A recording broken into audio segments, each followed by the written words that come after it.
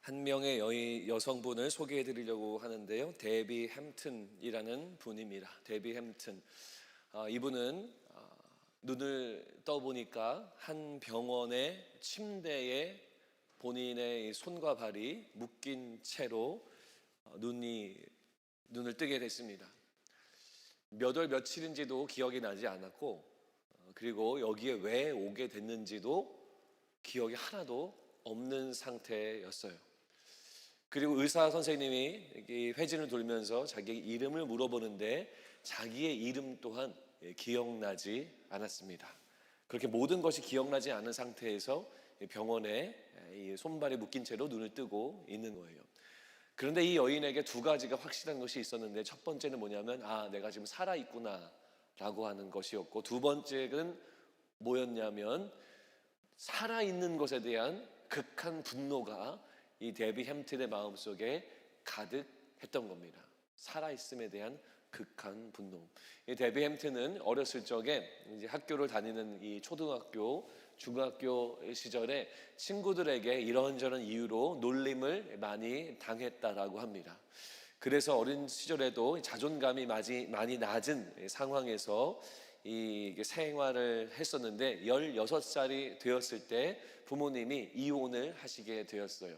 부모님이 이혼을 하고 자기는 16살, 얼마 나이가 어립니까? 그때 이혼을 당하게 되다 보니까 이 가정 형편이 더 어려워지게 된 거죠. 그리고 여러 가지 상황들이 더 좋지 않게 된 겁니다.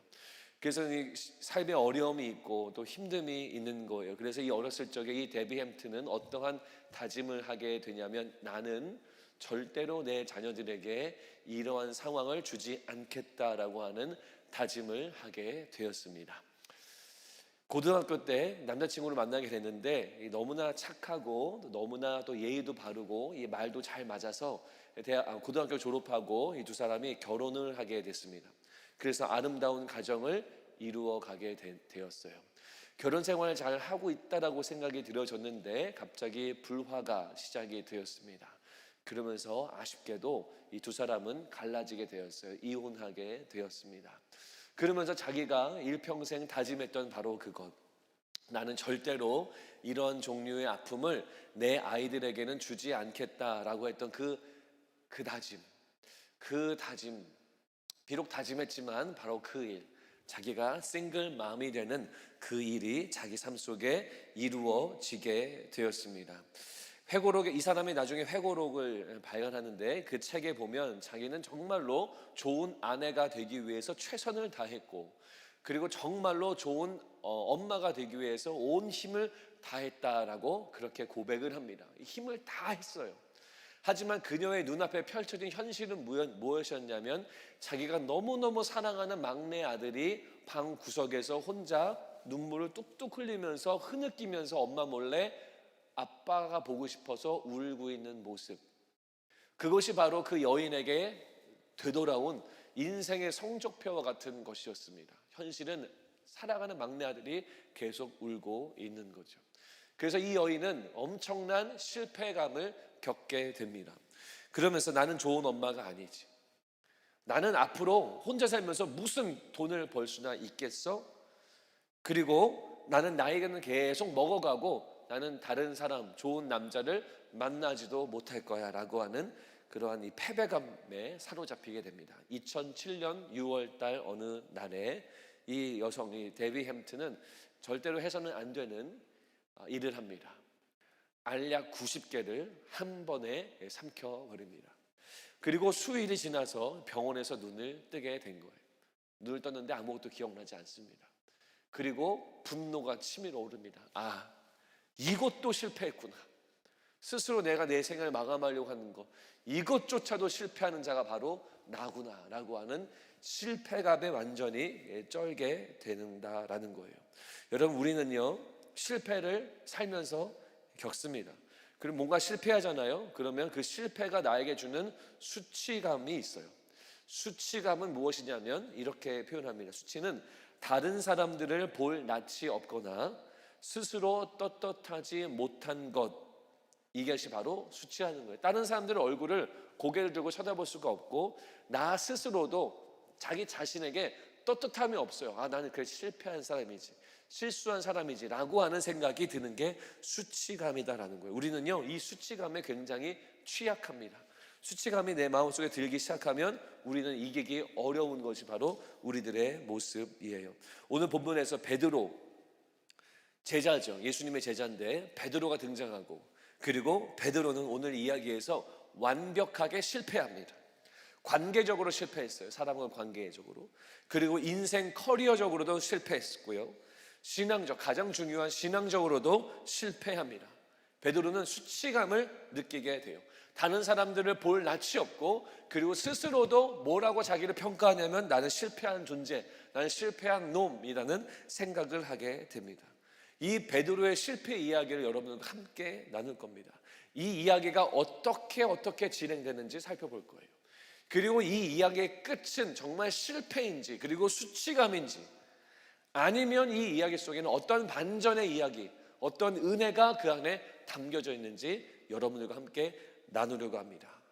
교회 밖에 있는 사람들도 다 알고 있는 이 유명한 이야기, 스승을 부인한 바로 베드로의 이 부인 이야기, 오늘 그 베드로의 실패 이야기를 여러분들과 함께 나눠보도록 하겠습니다. 베드로는요, 총 3번 예수님을 부인했어요. 그런데 오늘 저희가 함께 읽고 있는 마가복음에 보면 1번, 2번, 3번, 이 3번의 부인하는 장면, 예수님을 거절하고 거부하는 장면을 자세하게 기록을 하고 있는데, 그 3번의 장면들 중에서 가장 중요한 단어들을 제가 픽업해서 여러분들에게 알려드릴 겁니다. 그래서 어떻게 진행되는가를 좀 살펴보도록 할게요. 66절 첫 번째 부인하는 장면인데, 66절 말씀 같이 스크린 보면서 읽겠습니다. 시작.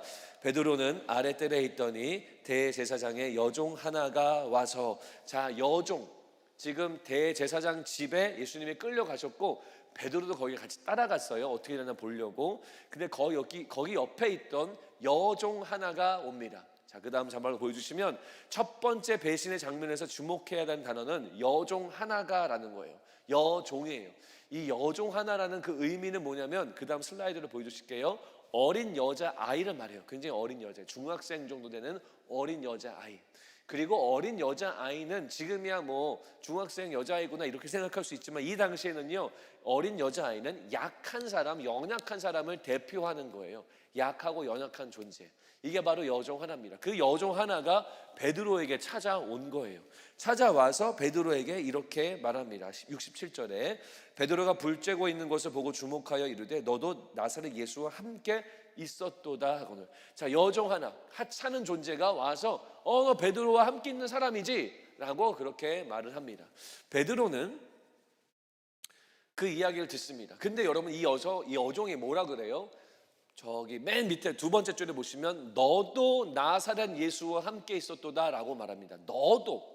이게 무슨 말이냐면, 지금 대제사장의 그 뜰 안에, 그 집의 안에 있는데 여종의 베드로를 보더니 너도 제자 맞지? 라고 말한다는 것은 지금 이 공간 안에 제자가 한 명 더 있다라는 소리예요. 그게 누구냐면 요한입니다. 요한, 사도 요한. 요한이 요한복음에 보면 먼저 제사장의 그 집에 들어왔어요.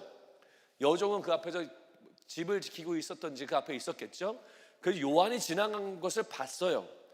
그리고 요한이 지나가는 것을 보고 나중에 베드로가 또 들어오네요. 그래서 그걸 보고 너도 나사렛 예수와 함께 했던 사람이지 라고 말을 하고 있는 거예요. 자, 그럼 잘 보세요. 여러분 잘 생각해 보세요. 여종 하나가 먼저 들어온 요한이 지나가는 것을 봤고, 성경학자들에 의하면 여종이랑 대제사장, 그 동네 그 집안에 있는 사람들을 요한이 알았다고 해요. 잘 아는 사람들이라는 거예요. 그래서 여종 하나가 서 있고 요한이 지나갔습니다. 나중에 보니까 베드로가 또 와서 너도 제자 맞지라고 말하고 있어요. 그 말은 무슨 말이에요? 요한이 먼저 지나갈 때 자기가 예수의 제자라는 것을 숨기지 않았다라는 거예요. 잘 알고도 있었고, 굳이 몰래 들어가야지 해서 숨어서 들어가는 것이 아니라 그냥 대놓고 들어간 거죠. 그러니까 여종의 눈에 요한이 온 것을 알게 됐고, 제자 중 한 명 요한이 왔군. 그런데 또 왔네. 너도 제자 맞지? 라고 말을 하고 있는 거예요. 자, 요한은 먼저 들어올 때 자기가 예수의 제자가 아니라고 이렇게 부인하지 않고 그냥 들어왔다라는 거예요. 그러면 베드로는 어떻게 반응할까요? 요한은 부인하지 않았어요. 근데 베드로는 어떻게 부인해요? 68절에 띄워주시면 같이 읽겠습니다. 시작. 베드로가 부인하여 이르되 나는 네가 말하는 것이 무엇인지 알지도 못하고 깨닫지도 못하겠노라 하며 앞들로 나아갔어요. 자, 요한은 부인하지 않고 들어갔는데 베드로는 부인합니다. 아니다. 그런데 그 다음 뭐라고 말해요? 네가 말하는 것이 무엇인지 알지도 못하고 깨닫지도 못하겠노라. 네가 뭔 말하는 건지 모르겠다라는 거예요. 여러분, 혹시 그 한국의 TV에서 정치인들이 나오는 그런 청문회 같은 걸 하는 경우가 많이 있습니다. 혹시 보신 적이 있으신가요? 유튜브로 보신 적이 한두 번 있으시죠? 그러면 이렇게 사람들이 막 추궁해 막 물어봐요. 이거 어떻게 된 겁니까? 막 이렇게 물어봐요. 그러면 사람들이 그 정치인들이 둘러댈 때 하는 말이 있어요. 혹시 뭔지 아세요? 둘러댈 때 하는 말? 뭐라 그래요? 네, 기억이 안 납니다. 뭐 이러고요. 이 무슨 말인지 모르겠어요. 이런 말을 해요. 왜 그러냐면 뭐 yes, no라고 딱 이렇게 클리어하게 대답을 하면 자기들의 어떤 이 법적인 지위라든지 아니 정치적인 지위에 굉장히 문제가 생기니까 애둘러서 표현하는 거거든요. 그래서 교묘하게 그렇게 빠져나가는 거나 모르겠다. 기억이 나지 않는다. 내가 한 거 아닌 것 같다. 뭐 이런 말들을 하는 거예요. 마찬가지로 베드로도 지금 여기에서 제자 너도 제자 맞지라고 여종이 말하는데 그것에 대해서 맞다 아니다 기다 틀리다 말을 못하고요. 뭐라고 말해요? 무슨 말인지 알지도 못하겠고 깨닫지도 못하겠다라고 둘러서 설명을 하고 있는 게 바로 베드로의 모습입니다. 베드로는 자기가 불리할 수 있다라고 생각한 거예요. 그래서 둘러서 설명합니다. 이게 바로 첫 번째 부인한 장면이에요. 첫 번째 부인. 자, 두 번째 부인한 장면 69절 말씀을 띄워주시면 우리 같이 읽겠습니다. 시작. 여종이 그를 보고 곁에 서 있는 자들에게 다시 이르되 이 사람은 그 도당이라. 자, 두 번째예요. 자, 첫 번째 부인을 했고 이제 그 다음 앞뜰로 그 다음 좀 더 안쪽에 있는 뜰로 그러니까 마당이에요. 마당. 앞뜰로 이동을 했는데 그 여종이 쫄래쫄래 따라와 가지고 곁에 서 있는 자들에게 그러니까 베드로가 여기 서 있는데 사람들이 불 쬐고 있었거든요. 거기에 쏙 들어간 거예요. 베드로도요. 숨어버린 거예요. 근데 그 사람들 옆에 있는 우르르 있는 사람들한테 여종이 따라와서 그 옆에 있는 사람들에게 이 사람은 그 도당이다 라고 말을 해요. 자, 도당이라는 말 우리가 안 쓰는 말인데 원어에 보여주실게요. 그 다음이요. one of them. 그들 중에 한 명입니다 라고 말을 하고 있는 거예요. 누구한테 말해요? 그 옆에 있는 사람들한테 말합니다. 그런데 여러분 이 두 번째 부인하고 있는 장면에서 중요한 단어가 뭐냐면 곁에 서 있는 자들이에요. 곁에 서 있는 자들. 이제 이 첫 번째에서는 어린 여종, 그러니까 베드로 입장에서는 꼬맹이라고 볼 수도 있고요. 하찮은 존재라고 볼 수 있었어요. 그래서 당황하지 않고 무슨 말하는지 모르겠어 왜 그래 이런 식으로 부인을 했다면 이제 두 번째 부인하는 장면에서는 이 원어원이 아니고 사람들이 곁에 이 사람들이 우르르 있는 거예요. 그 다수의 사람들이 자기를 막 쳐다보기 시작하는 거예요. 그러니까 상황이 더 악화되어지는 거죠. 베드로한테 더 좁혀져 오는 겁니다. 그러니까 베드로가 뭐라고 하냐면 70절 말씀에 또 부인하더라. 또다시 아니다라고 이야기를 하는 거예요. 이게 바로 두 번째로 베드로가 부인하고 거절하는 거예요. 자, 그럼 마지막 세 번째를 보겠습니다. 세 번째 보면 70절 후반부에 보시면 이렇게 나와요. 조금 후에. 자, 조금 후는요 1분, 2분, 3분 이런 게 정말 짧은 숄타임이 아니라 조금 후는 성경학자들이 막 연구를 해보니까 이건 1시간 정도의 시간이에요. 물론 이제 조금 후긴 하죠. 1시간 정도 후에 그 다음 뭐라고 나와요? 곁에 서 있는 사람, 아까 그 사람들이 다시 베드로에게 말해요. 그러니까 1시간 동안 그 얘기 안 하다가 갑자기 1시간 지나고 나서 갑자기 베드로한테 말을 하기 시작하는 거예요. 너도 갈릴리 사람이니까 참으로 one of them, 그들 중에 한 사람 맞지? 라고 그렇게 말합니다. 자, 1시간 동안 무슨 일이 있었냐면 뭐 했겠어요? 베드로는요 계속 눈치 보면서 예수님이 어떻게 되나 계속 보고 있고요. 사람들은 예수님을 이제 다 처형하려고 몰려있는 사람들인 거예요. 불 쬐고 있는 거예요. 1시간 동안 뭐 하겠어요? 지금처럼 셀폰이 있어서 각자 뭐 인스타 하고 있고 뭐 이런 것도 아니고 뭐 하고 있었겠어요? 대화를 한 거예요. 대화를 해보니까 이 사람들이 베드로가 밑에 줄에 뭐라고 나와요? 갈릴리 사람이니. 네, 그 다음 슬라이드 보시면 돼요. 갈릴리 사람이니. 이게 무슨 말이냐면 지금 있는 지역, 이 예루살렘 지역하고 갈릴리는 좀 떨어져 있어요. 한국으로 말하면 약간 서울하고 뭐 경상도나 전라도 같이 멀리 떨어져 있어요. 그래서 뭐가 다르냐면요, 사투리가 달라요. 억양이 달라요. 그래서 예루살렘 지역에 있는 사람, 유대 땅에 있는 사람들은 갈릴리 출신 사람들이 사투리 딱 듣고 갈릴리 사람이구나, 이거 알 수 있는 거예요.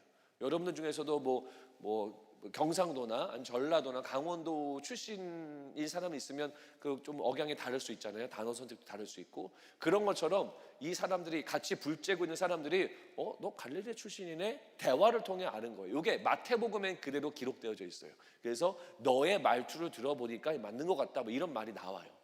아무튼 갈릴리 사람이 왜 중요하냐면 제자 12명의 제자 중에 한 명, 가룟 유다 빼고 나머지 11명이요 다 갈릴리 출신이었어요. 다 갈릴리 사투리 쓰고 있는 사람들이었어요.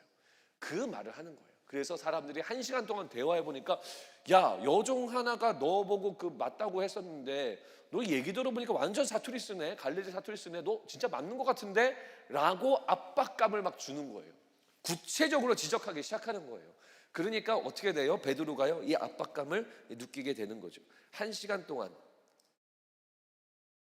본인의 신분이 들통나기 시작하는 거예요. 상황이 점점 좁혀옵니다. 처음에는 여종 하나, 하찮은 여종이 물어봤다면 이제는 남성들이 우르르 단체로 추궁하고 갈릴리 사투리 쓰네요 막 이러면서 막 압박하고 있는 상황이에요. 구체적인 지적과 구체적인 신문과 추궁 앞에 베드로의 심정은 점점 프레셔를 느끼게 되는 겁니다. 그러니까 베드로가 뭐라 그래요? 이제 세 번째 부인하는 장면 71절 같이 읽겠습니다. 시작. 그러나 베드로가 저주하며 맹세하되 나는 너희가 말하는 이 사람을 알지 못하노라.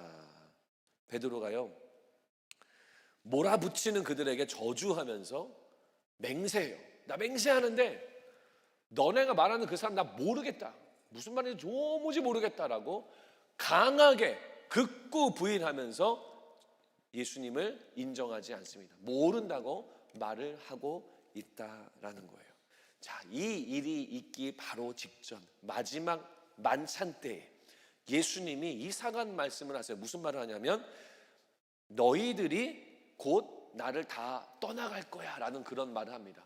그래서 제자들이 갑자기 무슨 뚱딴지 같은 소리세요? 무슨 말이세요? 라고 그렇게 반응을 했는데 그 중에 베드로가 나타나서 베드로가 혼자 돌발 발언해요. 그게 뭐냐면 그 다음 슬라이드 보여주실게요. 베드로가 여짜오되 다 버릴지라도 나는 그리하지 않겠나이다 라고 말해요. 여러분 다 이제 공부하셔서 아시죠? 비교급을 쓰고 있는 거예요. 다른 사람은 다 버려도 저만큼은 안 버려요 주님, 이렇게 이제 비교하면서 나는 안 그럴 거야, 약간 이런 마음으로 예수님께 발언을 하고 있는 거예요. 이렇게 발언하고 있는 베드로를 콕 집어서 예수님이 말씀하시는 게 그 다음 구절, 예수께서 이르시되 내가 진실로 내게 이르노니. 여러분 이게 성경의 진실로 내게 이르노니 굉장히 젠틀한 말 같잖아요. 야, 내가 찐으로 얘기하는데 이런 말이에요. 찐으로 내가 얘기하는데 너 봐라, 오늘 밤에 닭이 2번 울기 전에 너 나 3번 부인할 거야. 진짜야? 이렇게 말하는 거예요 예수님이. 그러는데 31절에 정말 이불킥할 만한 발언을 베드로가 합니다. 힘있게 말하되 내가 주와 함께 죽을지언정 주를 부인하진 않겠습니다. 차라리 이런 말을 하지 말지. 베드로가 이렇게 말해요. 힘있게 말했어요. 주님, 제가 주님하고 죽으면 죽었지 부인하는 제가 그런 째째한 일은 안 하는 사람입니다. 완전 이불킥이죠. 이 말을 했어요 베드로가요. 베드로가 이렇게 말을 합니다. 그랬는데 바로 그날 밤에 뭐 몇 시간 안 지났어요. 그날 밤에 베드로는 강하고 담대한 척을 하면서 극구 예수님을 부인하고 있어요. 내가 맹세하는데 나 저 사람 누군지 몰라.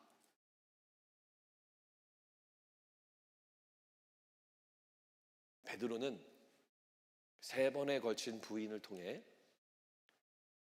실패합니다. 신앙에 실패하고요, 관계에 실패하고요, 모든 것을 버리고 예수를 따랐던 인생 커리어에서도 실패해요. 완전히 루저가 됩니다. 실패자예요. 배신자가 되는 거예요. 그리고 닭이 울죠. 닭이 울어요. 그리고 베드로는 자기의 잘못이 생각나서 오열하기 시작합니다. 펑펑 울기 시작해요. 펑펑 우는 것으로 오늘의 스토리가 띡 하고 끝나버려요. 이게 베드로의 배신의 이야기, 베드로의 실패의 이야기입니다.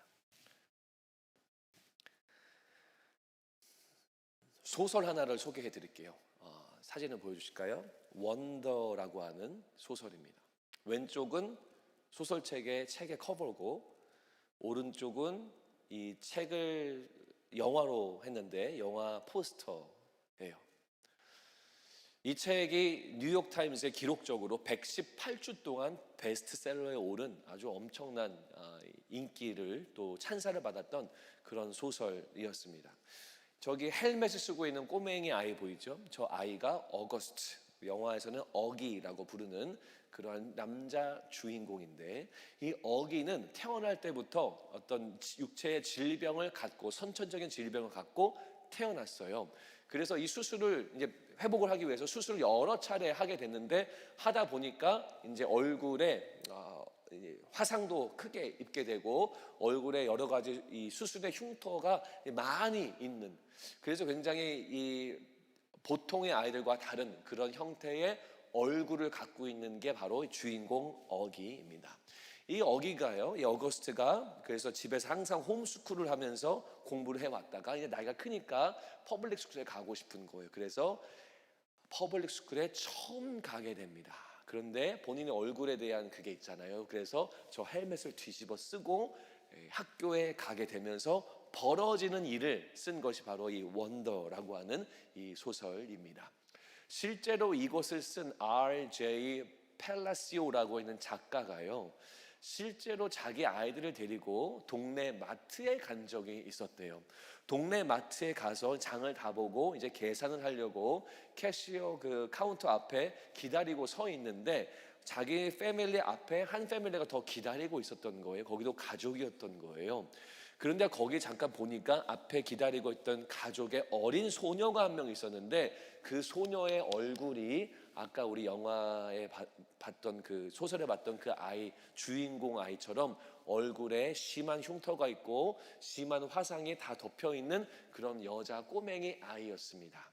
그런데 기대하지 않았던 사건이 발생해요. 그게 뭐냐면, 자기가 데려갔던 딸 아이가 우연히 앞에 있는 그 여자 아이의 얼굴을 보더니 너무 깜짝 놀라서 그 자리에서 큰 소리로 와 하면서 비명을 지른 거예요. 아마 어린 아이의 마음에 놀랐겠죠.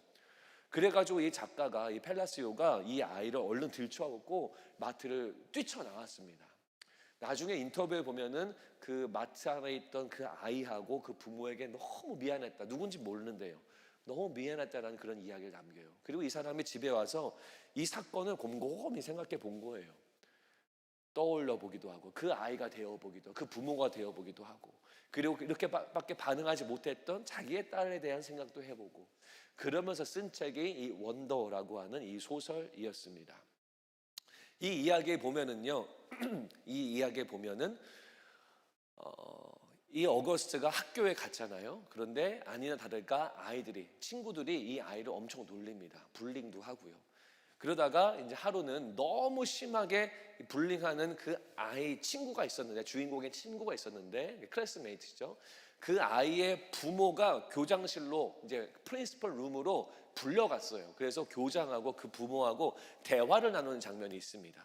그리고 이 긴 대화를 나누다가 이 교장 선생님이 이 애 엄마, 불링을 하는 이 애 엄마한테 하는 말이 있어요. 이 말이 이 소설의 일종의 전환점이 돼요. 무슨 말을 하냐면 이런 말을 했어요. 어머니, 외모는 바꿀 수 없습니다. 그러나 우리의 시선은, 우리의 관점은 바꿀 수 있어요 라는 말을 합니다. 어거스트의 그 얼굴, 화상 입은 얼굴, 상처가 가득한 얼굴, 그 얼굴은요 팩트예요. 소설 속에서 그 얼굴의 모습은 팩트예요. 바꿀 수 없는, 어떻게 보면 굉장히 불편한 진리입니다. 불편한 진실이에요. 하지만 그것을 어떻게 바라보느냐에 따라서 변화가 충분히 일어날 수 있다라는 거예요. 이 이야기가 계속 전개되면서 결국은 친구들의 시선이 바뀌기 시작해요. 그리고 가장 중요한 시선이 뭔지 아세요? 어거스트 자신의 시선, 자기가 자기를 바라보는 그 시선이 바뀌기 시작합니다. 결국에는 이 어거스트는 헬멧을 내려놓고 학교에 가게 돼요. 여러분, 우리는요, 실패라는 것을 굉장히 두려워하며 살아가요. 그리고 실패를 통해서 얻은 수치감을요, 우리는 너무너무 힘들어해요. 아까도 말씀드렸죠, 수치감에 우리는 굉장히 취약한 존재라고요. 왜 그런지 설명드릴게요. 우리는 지금 현재에 살고 있어요. 수치감과 실패라고 하는 것은 과거에 일어난 일이에요. 그게 한 달 전이 됐든 5년 전이 됐든 10년 전이 됐든 그때 일어난 과거의 일이에요. 그런데 우리가 살고 있는 게 이 현실이다 보니, 현재에 살고 있다 보니까 과거에 벌어진 수치와 실패와 좌절에 대해서 우리가 어떻게 할 수 있는 게 하나도 없어요. 바꿀 수가 없어요. 타임머신이 없잖아요. 못 가요. 그래서 우리는 그대로 과거에 일어났던 나의 실패와 수치를 내 마음속에 품고 살아가요. 왜냐하면 우리가 과거로 돌아갈 수 없기 때문이죠. 여기서 끝이 아니에요. 미래를 바라봐요. 미래에 또 다른 일들, 내가 과거에 경험했던 비슷한 일이 또 미래에 닥쳐오게 되면, 내가 과거에 있을 때 엄청나게 실패했잖아요. 수치감을 경험했잖아요. 좌절했잖아요. 그 경험 때문에 내가 미래에서도 비슷한 일을 겪으면 나는 또 실패할 거야. 나는 또 수치감을 느끼게 될 거야. 다른 사람들이 다 나를 이상하게 쳐다볼 거야 라고 현재에서 생각한다는 거예요. 상상하는 거죠. 그래서 우리는요, 과거의 일 그리고 미래에 대한 염려 때문에요, 이 수치감, 실패, 좌절, 이걸 우린 너무 힘들어해요. 견뎌내질 못해요.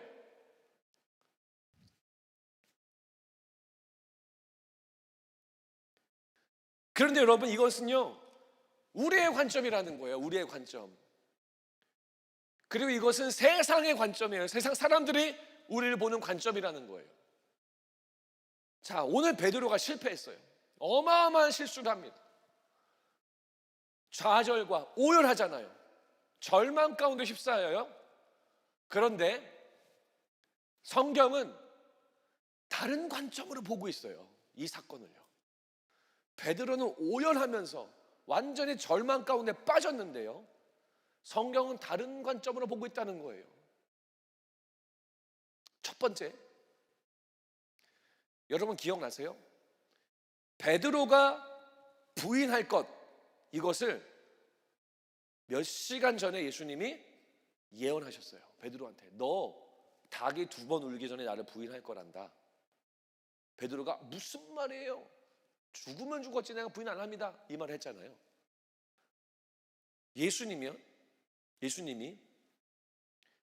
왜 이거 미리 알려줬을까요? 베드로한테요. 왜 미리 알려줬을까요? 왜 그럴까요?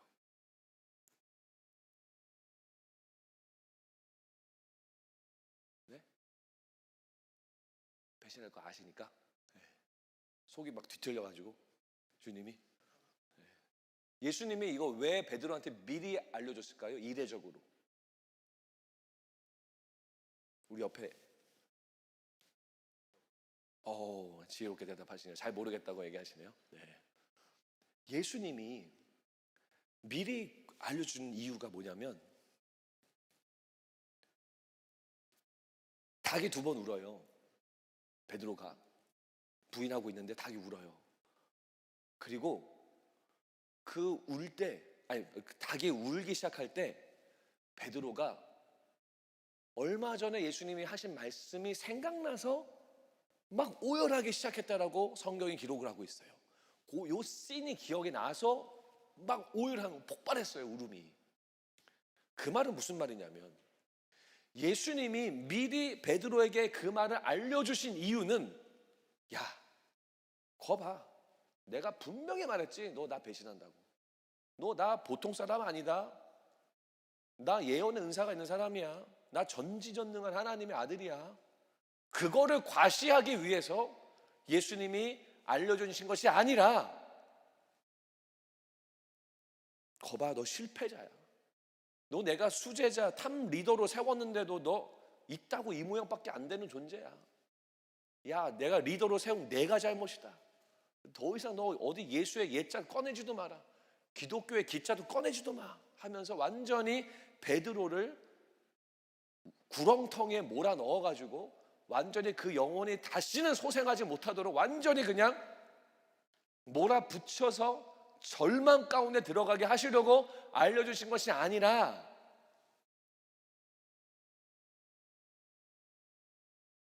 그 이야기가 생각나게 하심으로 말미암아 베드로가 뭐해요? 오열, 즉 뭐예요? 자기가 어떤 죄를 지었는지를 진정으로 회개하도록 하시기 위해서 예수님이 미리 말해 주셨다라는 거예요. 회개하게 하시려고. 예수님은요, 뭘 보고 계세요?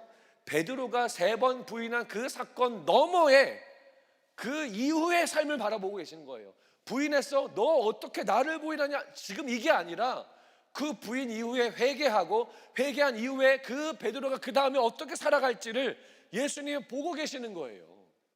이게 성경의 관점이에요. 성경의 관점. 죄 지었냐? 저를 꺼져. 이게 아니라 그 이후에 어떻게 살지를 예수님이 알려주시기 위해서 미리 고지해 주신 거예요. 미리 알려주신 거예요. 두 번째 이유가 있어요.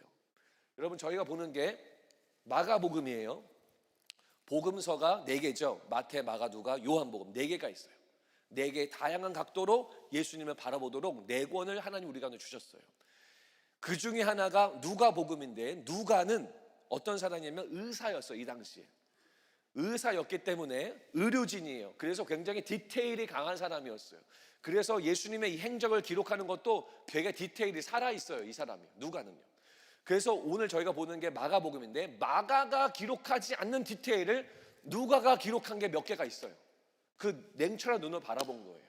그게 뭐냐면 누가복음 22장 60절 말씀. 베드로가 이르되 이 사람아, 나는 네가 하는 말을 알지 못하노라 하고, 이게 지금 3번째 부인한 장면이에요. 그 다음에 여기 보세요. 아니요, 그 전에 60절. 아직 말하고 있을 때에 닭이 곧 울더라. 우리는 다 부인하는 걸 완료하고 닭이 꽉꽉 울은 거라고 생각하는데, 막 부인을 한창 하고 있을 때 닭이 울었던 거예요. 더 디테일하게 이야기하고 있어요. 자, 그 다음에 61절 말씀을 보면 보세요. 지금 부인을 한 거예요. 3번째 부인. 61절에 주께서 돌이켜 베드로를 보시니, 베드로가 주의 말씀 곧 오늘 닭 울기 전에 네가 3번 나를 부인하리라 하심이 생각나서 울더라. 뭐가 기록되어 있어요? 주께서 베드로를 보고 계셨어요. 마가는 기록하지 않아요. 누가는 이걸 기록해요. 디테일하게. 지금 앞들에서 베드로가 부인하고 있고, 예수님은 그 안에서, 제사장 집 안에서 막 지금 막 맞고 있고 침뱉음 당하고 있고 그런 상황인데, 돌이켜서 베드로를 보고 있어요. 근데 베드로가 3번째 가장 강력하게 부인하고 있는 거예요. 본다라고 하는 단어가 그냥 눈에 보였다 이런 게 아니라요, 지나가다가 보였는데 이런 게 아니라, 여기서 말하는 보신이라고 하는 단어는 그 다음 자막을 보여주시면 엠블레포라고 하는 헬라어 단어예요.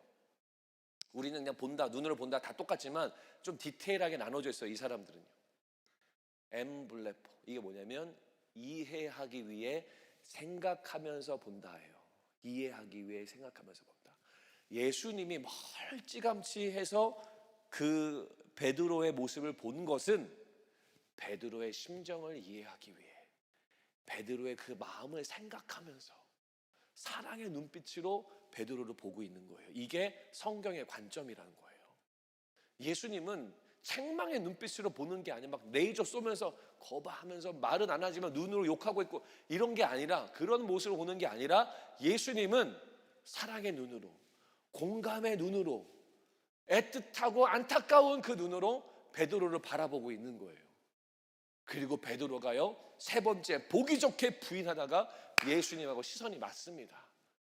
그러니 그때 얼마 전에 말한 그 예수님의 말이 기억이 나서 펑펑 오열하면서 좌절하고 수치감을 느끼고 있는 게 바로 베드로의 이야기예요. 여러분, 자, 이렇게 울고 이야기가 띡 하고 끝나버려요. 이야기가 끝났습니다. 잘 들으세요. 베드로의 배신의 이야기는 오열로 끝이 났어요. 하지만 베드로의 인생의 이야기는 이걸로 끝이 아니에요. 그 이야기는 좌절과 수치와 실패로 끝이 났지만, 오열로 끝이 났지만, 후회로 끝이 났지만, 그러나 베드로의 인생은 이곳으로 끝나지가 않아요.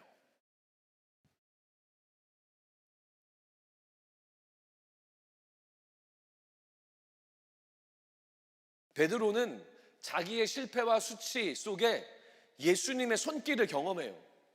예수님의 그 눈빛을 보고 예수님이 얼마나 나를 사랑하는가, 예수님이 나를 얼마나 애틋하게 여기시는가를 경험하는 거예요.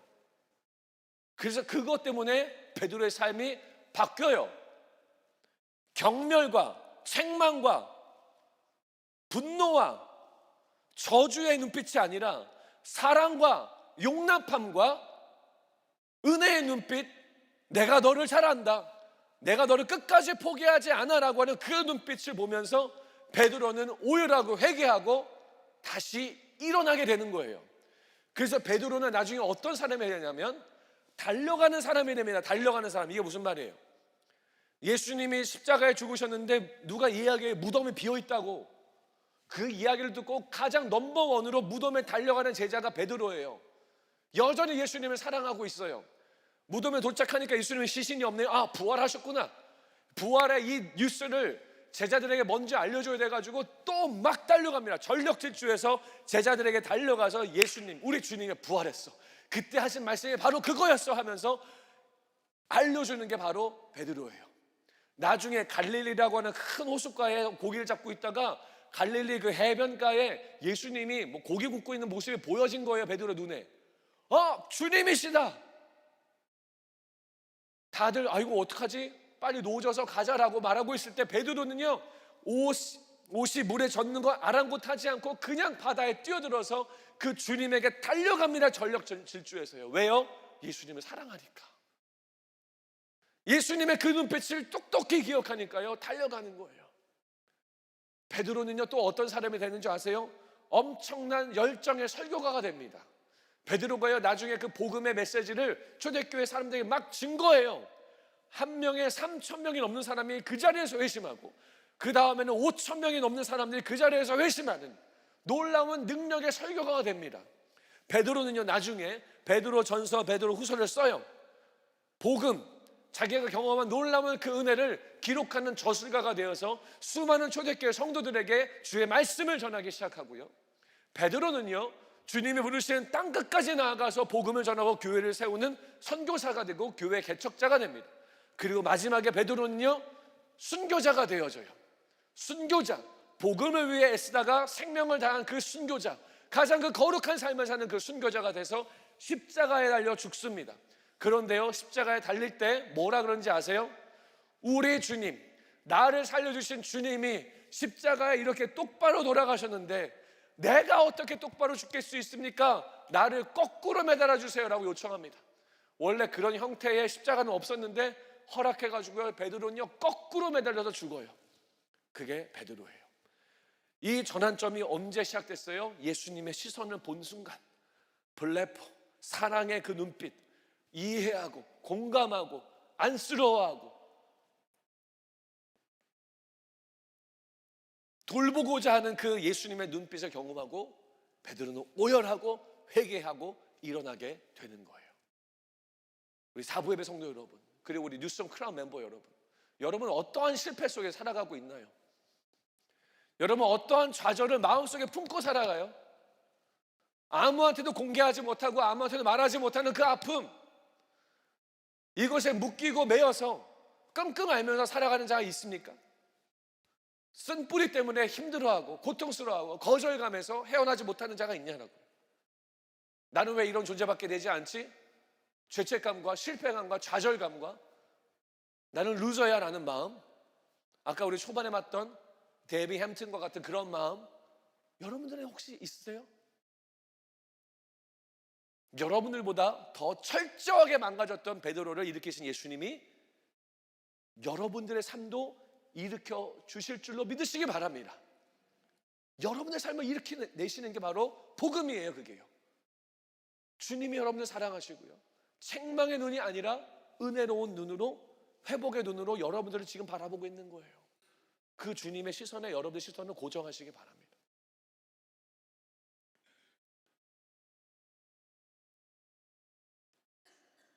제가 저번에 말씀드렸었는데, 제가 학창시절 때 하나님은 없다라고 스스로 선언한 적이 있었어요. 그때 말씀드릴 때는 평생 하나님 믿고 살다가 하나님이 없구나라고 혼자 생각하고 수개월을 살았어요. 맨날 타는 버스인데 그렇게 불안했다고 말씀드렸죠. 이 차가 언제 사고 날지 모른다는 생각이 드니까 너무 불안한 거예요. 평생을 살았던 동네를 걸어가는데요, 내가 언제 돌 맞아서 쓰러질도 모르겠다라는 생각이 들면서 불안한 거예요, 삶이. 그런 얘기 한번 했습니다. 그러다가요, 제가 돌아오게 됐어요. 눈을 딱 떴는데요, 한 교회 예배당에 맨 구석에 아무도 나를 알아보지 못하는 맨 구석에, 깜깜한 구석에 혼자 앉아있어요. 앞에서는요, 막 기쁜 찬송이 막 울려 퍼져요. 맨 구석에 모자를 푹 눌러 쓰고 앉아있어요. 저도 어떻게 거기까지 가게 됐는지 잘 기억이 나지 않아요. 근데 아무도 눈 떠보니까 그 예배당 한복 그 맨 구석에 모자를 쓰고 앉아있어요. 지푸라기라도 잡는 심정으로 평생 기도를 해봤었으니까 기도했어요. 하나님, 혹시 살아계시다면 내 마지막으로 묻고 싶습니다. 혹시 당신이 살아계시다면 당신이 살아있는 것을 나한테 좀 보여주세요. 아무 일이 일어나지 않더라고요. 찬양팀 열심히 찬양하고 성도들 열심히 박수치며 찬양하는데 저한테는 저 구석에서, 이 조명 꺼진 그 구석에서 아무런 일이 발생하지 않더라고요. 그래, 역시 종교는 감정적인 거지. 저렇게 찬양으로 방방 떼어가지고 뭐라 30분 말하면 다 듣겠지. 그래, 역시 이거는 가짜였어. 집에 가려고 일어나는 그 순간 주님이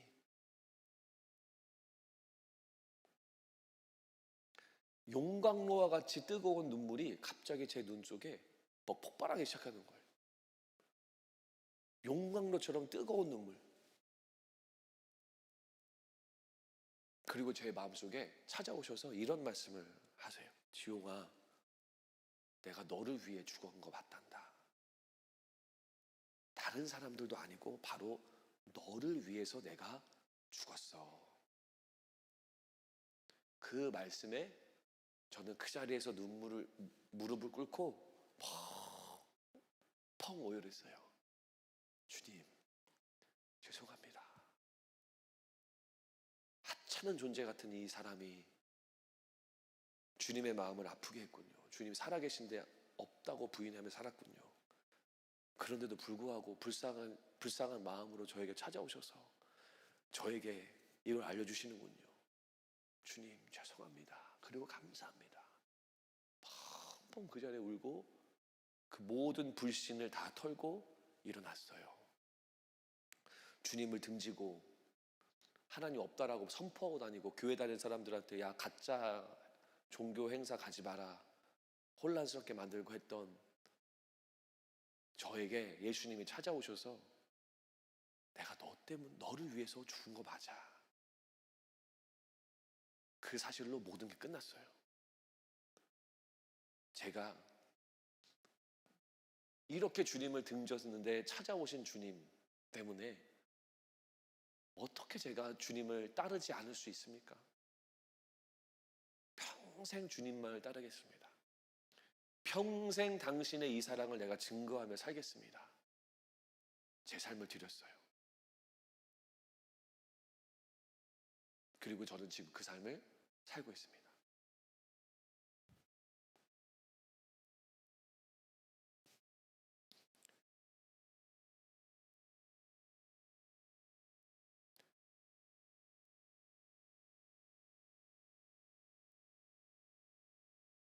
오늘의 본문이 언제 쓰여졌냐면, 이제 말씀 마무리할게요. 배반의 그 사건이 있고 30년, 40년 있다 쓰여졌어요. 근데 30년, 40년 후는요, 어떤 상황이냐면 베드로가 순교 이미 죽었어요. 근데 그 전부터 마가복음이 쓰기 시작했는데 베드로는요 이미 교회들에게서 가장 유명한 사람이었어요. 탑 리더였거든요. 가장 영향력 있는 인물이었습니다. 근데 마가복음을 쓰는 마가에게 나의 이야기를 실어달라. 그래서 마가가 베드로의 이 배신의 이야기를 씁니다. 그리고 그 다음 성경책인 마태, 누가, 요한복음도 이 베드로의 배신의 이야기를 다 기록하고 있어요. 자기가 탑 리더면, 제일 중요한 인물이면 자기의 수치를 막 감추고 싶었을 거예요. 꺼내고 싶지 않았을 수도 있습니다. 그런데 널리 알려라 라고 하고 모든 사람들에게 알립니다. 그 이유가 뭘까요? 왜 그렇게 할 수 있을까요? 왜냐하면 자기는 예수님 때문에 완전히 180도 뒤바뀐 존재라고 확신하고 있기 때문에, 십자가의 부활 때문에 자기가 영원한 생명을 얻은 자라고 확신하고 있기 때문에 과거의 수치와 실패는 아무런 문제가 되지 않는 거예요. 바더가 하나도 되지 않는 거예요. 그래서 또 다른 수치와 아픔 가운데 살아가고 있을 또 다른 초대교회 성도들을 위해서 나의 이 배반의 이야기를 적어다오 기록되어지고 이제 우리 가운데 들려지고 있는 거예요. 자, 여러분들이 갖고 있는 아픔과 상처와 실패와 과거 다 예수님 앞에 가까이 가지고 나아가시기 바랍니다. 세상의 관점과 여러분들 스스로의 관점으로 보지 마세요. 주님의 관점으로 보세요. 주님의 시선으로 바라보세요. 우리 주님이 여러분들을 정말 사랑하십니다. 그래서 여러분들을 버리는 분이 아니에요. 여러분들에게 신실하게 찾아오셔서 그 아픔을 간증으로 바꾸시고 그 아픔을 은혜로 바꾸시고 그 아픔이 더 이상 I don't care, 나는 더 이상 아무 상관없어요, 나는 하나도 봐도 되지 않아요 라는 지경에 이를 때까지 여러분들을 회복시키시는 분이 바로 예수님의 복음이라는 거예요. 이 복음을 믿으시기 바랍니다. 그리고 이 복음을 붙드시며 사시기 바라요. 좌절과 낭만과 수치의 삶이 아니라 주님이 주시는 기쁨과 평강의 삶과 승리의 삶을 저만이 아니라 베드로만이 아니라 여러분들 모두가 다 누리며 살기를 간절히 축원합니다. 이 시간 우리가 찬양을 하나 부르기를 원합니다. 설교를 이제 마무리했고요. 여러분들은 앉아 계세요. 찬양팀이 오늘 이 말씀에 꼭 맞는 찬송을 불러줄 건데 이 찬양의 가사를 여러분들이 깊이 묵상해 보세요. 깊이 묵상하시고 나중에 우리가 다 같이 일어나서 함께 부르도록 하겠습니다.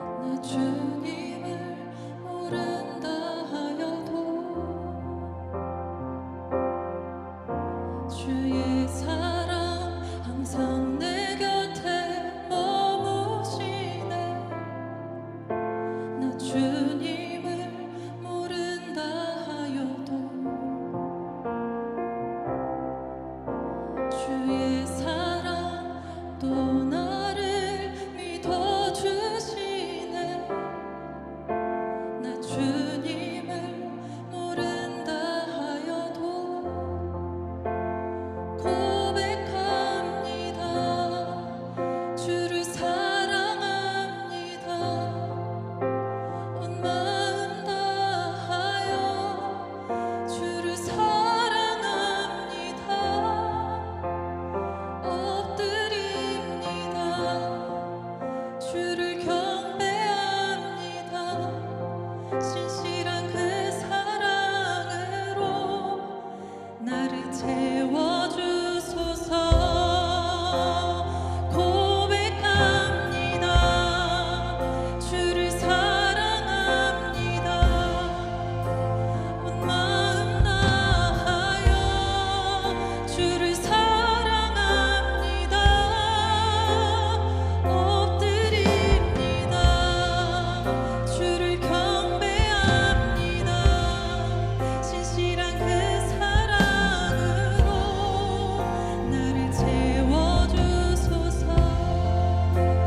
일어나셔서 우리 다 같이 찬양할까요? 다 같이 일어나셔서 찬양합니다. 주의 사랑, 주의 사랑 항상 내 곁에 머무시네. 나 주님을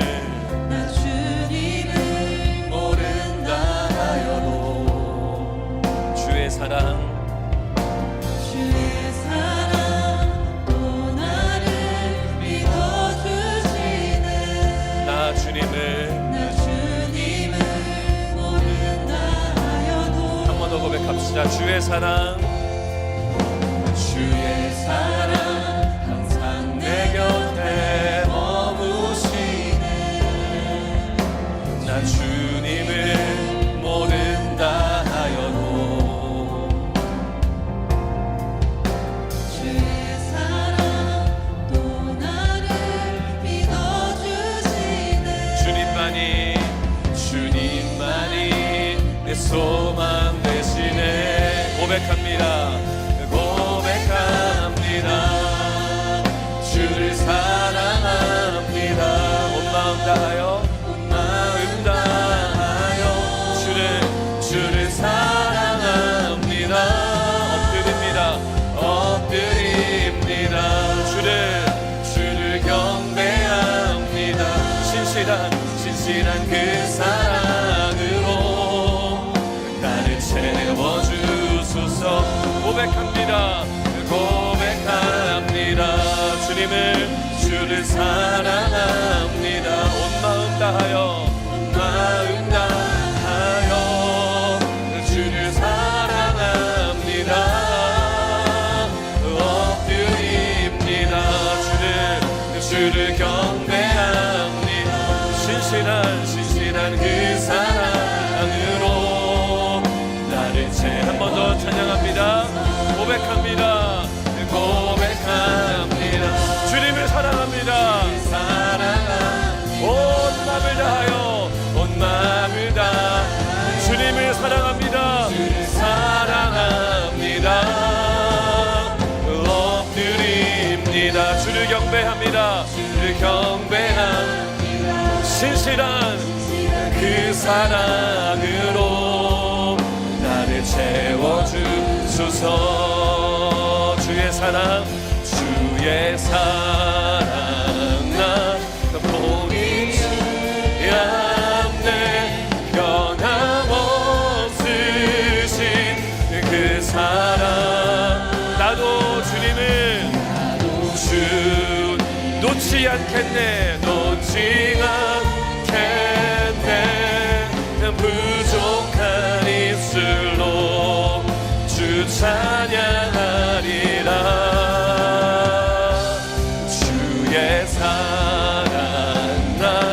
보이지 않네. 변함없으신 그 사랑. 나도 주님을 놓지 않겠네. 부족한 입술로 주 찬양하리라. 고백합니다. 주를 사랑합니다. 온 마음 다하여 주님을 사랑합니다. 엎드립니다. 주를 경배합니다. 신실한 그 사랑으로 나를 채워주소서. 고백합니다. 주를 사랑하주소서. 주의 사랑 날 보이지 않네. 변함없으신 그 사랑. 나도 주님을 놓지 않게. 부족한 입술로 주 찬양하리라. 주의 사랑 포기치 않네. 여러분을 버리지 아니하세요. 변함없으신 그 사랑. 나도 주님을 주님 놓지 않겠네. 놓지 않 부족한 입술로 부족한 주님을 찬양하겠습니다. 찬양하리라 고백합니다. 주를 사랑한 온 마음 다하여 주를 사랑한 엎드립니다. 경배합니다. 신실한 그 사랑으로 나를 채워주소서. 다 눈을 감으실까요? 기도할게요. 다 눈을 감으세요.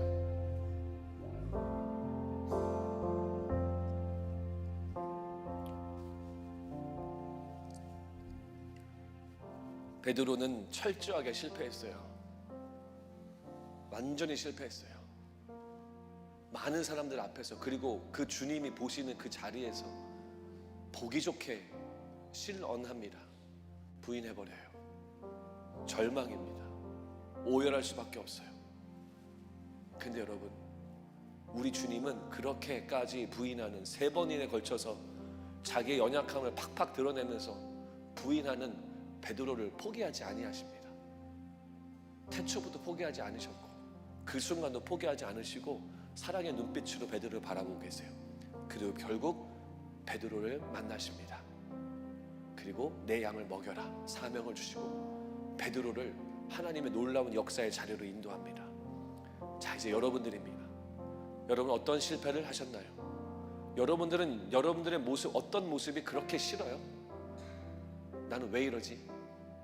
나 왜 이렇게 공부를 못하지? 내 영어는 왜 이렇게 늘지 않지? 내 신분의 문제, 내 직장의 문제는 왜 해결되지 않는 거지? 나는 누구? 여긴 어디? 난 도대체 뭐 하는 건가? 여러분, 실패했다고 생각하나요? 좌절하지 마세요. 주님은 여러분들 포기하지 않으셨어요. 여러분들 창조하신 주님이 포기하지 않았는데 왜 여러분들 포기하죠? 여러분들 만드신 하나님이 여러분들 절대 포기하지 아니하시는데 여러분들이 왜 여러분들의 과거를 이미 내려놨죠? 그 수치감을 왜 계속 안고 살아가세요? 주님이 그 수치를 다 해결하시겠다고 십자가에 죽으셨는데 왜 여전히 그 수치를 꽁꽁 싸매면서 왜 그 수치 가운데 억눌려서 살아가고 있어요? 주님은 그걸 원하지 아니하세요. 예수를 믿는 이 종교는 종교가 아니에요. 진리죠. 여러분, 자유하시기 바랍니다. 주님의 사랑을 절대로 여러분들 포기하지 않았어요. 다시 한번 여러분 고백하세요. 주님, 감사합니다. 내가 당신을 제안했던 건 용서하시고 그 사랑 붙들고 과거의 실패와 수치에 묶여 살지 아니하고 새 사람이라고 말씀하시고 나를 자녀 삼아주셨다고 말씀하시는 주님의 사랑 붙들고 기쁨으로 살아가는 내가 되기 원합니다. 이런 믿음의 고백이 여러분들 안에 있기를 바랍니다. 이 시간 다 같이 기도하세요. 기도할 때 뭐라고 기도하세요? 하나님, 내가 수치를 바라보지 않겠습니다. 실패를 바라보지 않겠습니다. 오직 하나님의 사랑과 예수님의 그 시선 바라보면서 살아가겠습니다. 이 시간 다 같이 합심으로 기도하도록 하겠습니다. 다 같이 기도하며 나아갑니다. 할렐루야. 주님, 아버지 하나님, 주여 역사하시고 하나님의 놀라운 은혜로 나의 능력으로 이 자리에 있는 것이 아니라 당신의 그 영광을 위하여 이 자리에 있음을 고백합니다. 아버지, 우리의 청년들의 마음속에 있는 패배가, 좌절과, 두려움, 실망, 아버지, 정말 주에 대한, 하나님에 대한 아버지 후회, 할렐루야. 주님이 도와소서. 아버지 하나님이여, 십자가에서 회복시켜 주시옵소서. 주님을 밝게 볼 수 있는 눈을 열어주시고 정말 하나님이 누구신지 그 말씀에 귀 기울이게 하시며 아버지, 나의 힘과 꿈과 나의 뜻이 아니라 오직 주의 사랑에 매여 하루하루를 살아가는 청년들 되게 하여 주시옵소서. 아버지, 우리가 놓쳐버린 하나님, 이 세상의 것들은 아버지, 정말 우리를 만족을 주지 못하고 우리를 채워 찬양하세요. 고백합니다. 고백합니다. 주님을 사랑합니다. 온 마음을 다하여 나를 살리신 주님을 사랑합니다. 사랑합니다. 경배합니다. 경배한 신실한 그 사랑 나를 채워주소서. 주의 사랑 나를 포기치 않네. 변함없으신 할렐루야. 아멘. 나도 놓지 않겠네. 부족한 입술로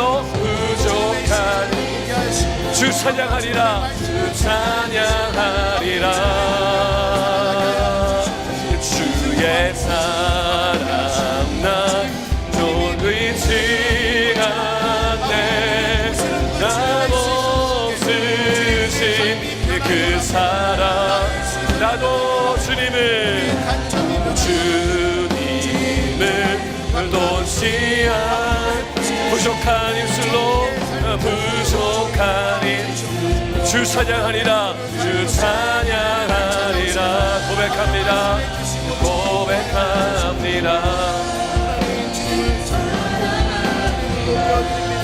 주님을 찬양받아주시고 주님의 능력으로 우리를 덮어주셔서 아버지 내가 있는 이곳이 바로 하나님의 만나는 장소가 되게 하시고 오늘 우리의 입에서 나오는 회개가 아버지 우리를 변화시키며 우리의 삶을 정결케 하며 주님을 온전히 신뢰하는 자리로 나아가게 하여 주시옵소서. 아버지 우리가 놓쳐버린 것이 무엇입니까?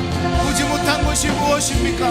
우리가 아버지와 행하지 못하는 것이 무엇입니까? 주님의 사랑에 매어 나가게 하여 주십시오.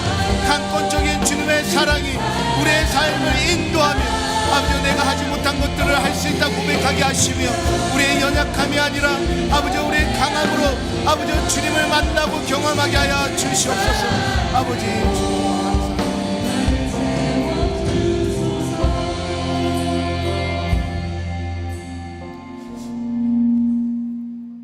하나님 오늘 우리에게 부어주신 은혜에 감사드립니다. 우리는 우리가 생각하지 못할 때 우리가 기대가 없을 때 찾아오시는 하나님을 경험할 때마다 우리의 마음은 너무나 놀랍습니다.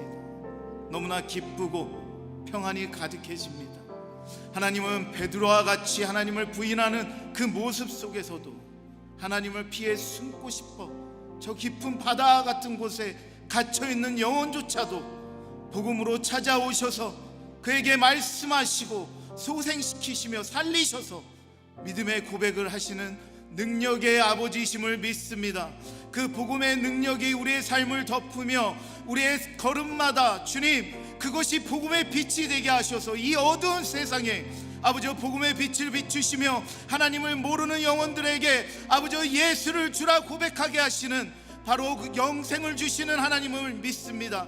우리의 청년들 아버지 주님 축복하여 주셔서 그 걸음걸음마다 삶에 만나는 문제마다 주님 올바로 보게 하시고 잃어버린 것을 회복하며 놓쳐버린 것을 다시 세우며 예수 그리스도의 신앙을 붙잡으며 살아가는 우리 되게 하여 주시옵소서. 지금은 우리 주 예수 그리스도의 은혜와 우리를 너무나 사랑하셔서 자기 아들을 아낌없이 우리를 위하여 주신 하나님 아버지의 그 큰 사랑과 우리와 함께 계셔서 우리를 날마다 주를 쫓게 하시는 그분을 따르게 하시는 그 성령님의 함께 하심이 마치 베드로와 같이 실패와 좌절의 자리에서 주님의 강함으로 하나님의 능력으로 그 역사하심으로 새로워지는 모든 성도들의 머리 위에 지금부터 영원까지 함께 하시기를 주 예수 그리스도의 이름으로 축복하며 기도합니다. 아멘.